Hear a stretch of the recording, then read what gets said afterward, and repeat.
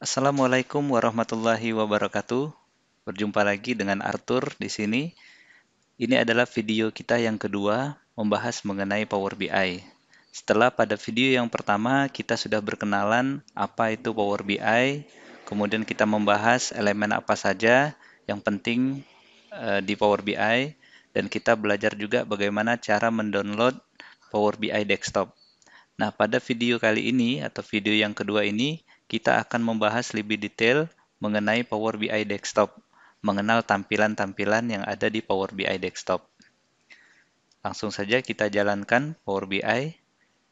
Nah, kemarin video pertama kita sudah sampai di sini ya. Sekarang kita akan mulai mempelajari satu persatu tampilannya. Pada sudut kanan atas di sini adalah username login. Jadi kalau kita sudah mendownload dari websitenya, kemudian kita sign in di situ, kita akan ada nama kita tampil di sini.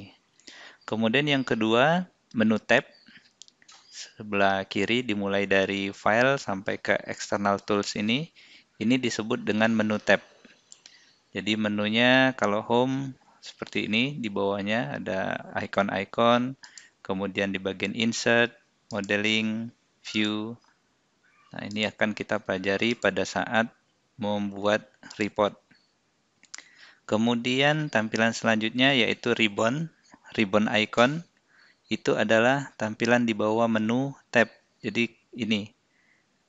Jadi icon-icon ini sama seperti di produk Office lainnya ya, berupa ribbon atau icon.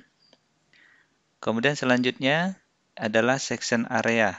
Nah, section area ini memang berbeda dengan produk lainnya. Jadi di Power BI dia ada di samping sebelah kiri ini. Section area ada 3 ya. Ada report, kemudian ada data, kemudian di bawah ada model. Nah, kita bahas sedikit. Kalau di bagian report, ini adalah menampilkan nantinya tempat kita melakukan edit visual di sini. Atau nanti kita akan juga berkenalan di sini yang namanya canvas. Jadi area kosong ini dinamakan canvas, tempat kita membuat visual. Kemudian bagian ini, section area data, adalah nanti akan memperlihatkan data-data dari file Excel misalnya yang kita download atau source yang kita masukkan ke Power BI nanti akan bisa dilihat di sini, di section data ini. Kemudian model, nanti kalau kita sudah memiliki beberapa sumber data, kita bisa mengkoneksikannya atau merelasikannya menggunakan section model ini. Nah, kita lanjut dulu. Kemudian bagian selanjutnya adalah toolbar visualization. Jadi kalau kita kembali ke section ini, ke section report, maka kita bisa lihat bagian kanan ada visualization. Nah, ini disebut dengan toolbar visualization. Di sini berisi mengenai banyak sekali grafik dan chart yang bisa kita pilih untuk membuat suatu visual dari data kita. Ada berupa mapping, ada berupa chart, pie chart, dan berupa bar chart, dan masih banyak lagi yang lainnya. Di sini juga bagian selanjutnya ada fill. Ini disebut dengan list fill. Nanti pada saat kita akan mengambil data, misalnya di Excel, maka setiap kolom di dalam Excel tersebut akan ditampilkan di sini. Oke, lalu selanjutnya yang tadi di sini ya, ini adalah canvas area. Kemudian yang bagian terakhir di paling bawah kiri ini ada pick. Ini disebut pick menu. Jadi sama seperti Excel, kalau di Excel kita sebut sheet ya. Kalau di sini pick menu. Jadi kita bisa buat pick lagi di bawah sini, pick 2 dan selanjutnya. Untuk berfungsi untuk kalau kita membuat report, misalnya report itu tidak cukup dalam satu pick, maka kita bisa melanjutkannya di pick selanjutnya. Jadi kurang lebih itulah tampilan pada Power BI Desktop ini.